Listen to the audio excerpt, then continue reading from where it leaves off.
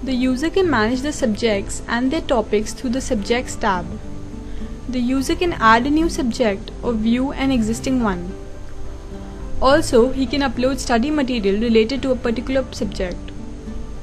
Similarly, he can manage the topics by adding topics and modifying them. The Classroom tab allows the user to add or edit a classroom's information.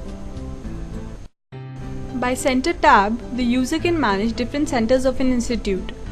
All center information is displayed here. The user can add a new center too. The staff information of the center can also be managed by adding all the details of a staff member.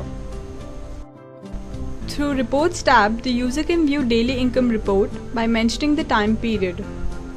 Daily billing amount can also be viewed in a similar way. Service tax details of a particular batch can be viewed through the View Service Tax option. Through the Transport tab, the transport facilities of the institute can be managed. A vehicle's information can also be added, which includes the vehicle number, driver's name and contact number. The user can manage the details of the route and stops from the Manage Route option. The route and stop details can be modified from here. Thanks for watching.